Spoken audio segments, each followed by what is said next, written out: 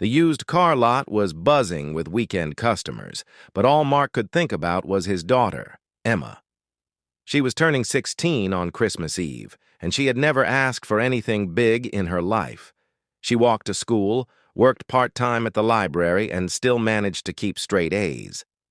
Mark wasn't rich, not even close, but he had been saving for 2 years to surprise her with something she would never expect: her first car. He walked past shiny SUVs and brand-new sedans until he reached the back row where the affordable cars were lined up.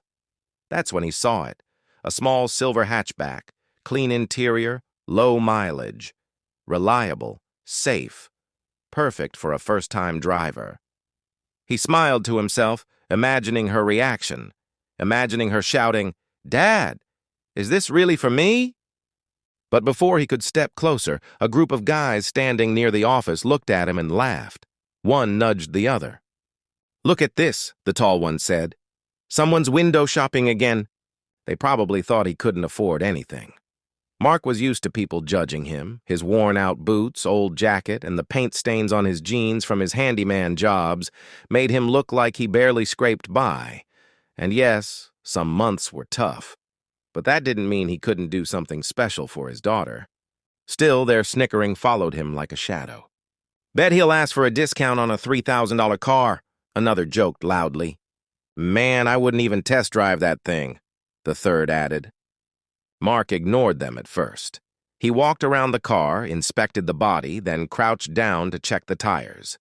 Everything looked good, but the laughter got louder, intentionally, like they wanted him to hear. Finally, one of them called out, "Hey, old man, you sure you're in the right place? We don't sell scrap metal here." Mark stood slowly. His face didn't show anger, just calm determination. "I'm buying this for my daughter," he said quietly. "A Christmas gift?"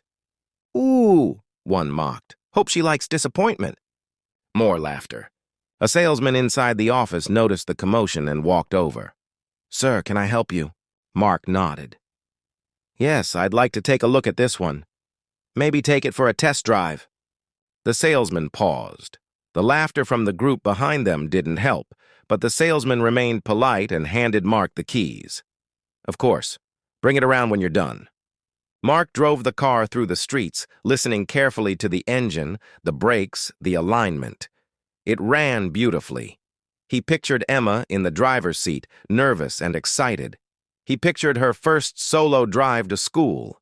He pictured her freedom. When he returned to the lot, the guys had gathered again, arms crossed, smirking like they were waiting for a show.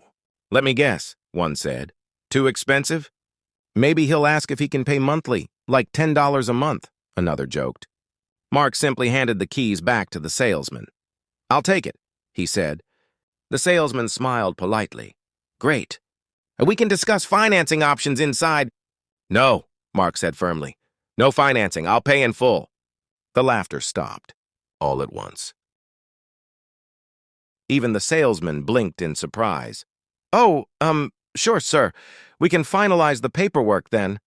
Mark followed him into the office, and the group of guys rushed to the window, pressing against it like kids spying on something unbelievable. They whispered to each other, confused, annoyed, embarrassed. Inside, the salesman sat down. "The total comes to—" Mark reached into his backpack and unzipped it. Bundles of neatly stacked bills came out. The salesman froze. The guys outside froze.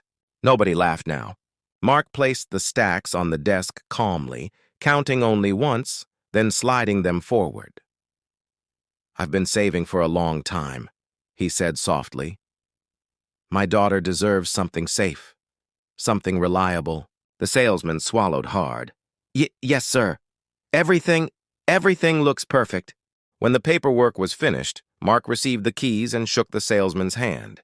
As he walked out, the group near the window scrambled away, trying to pretend they hadn't been watching. One finally stepped forward awkwardly. Hey man, we didn't know." Mark looked at him, not angry, just disappointed. You don't have to know someone's story to treat them with respect. He got into the car, Emma's car, and drove home with the biggest smile he'd had in years.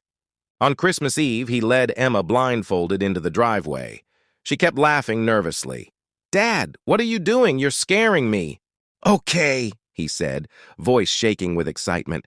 Take off the blindfold. She lifted it and froze. The small silver hatchback sat under a simple red bow. Her hands flew to her mouth. Tears filled her eyes instantly. Dad, no way, this is for me? Mark nodded. Merry Christmas, sweetheart. She ran into his arms, hugging him so tight he could barely breathe. This is the best gift ever. I can't believe you did this. As he held her close, Mark felt every long shift, every late night, every sacrifice turn into something worth more than any amount of money. They laughed together, not the way the men at the lot had laughed, but the way only a grateful daughter and a proud father could. A laugh filled with joy, a laugh no one could take away.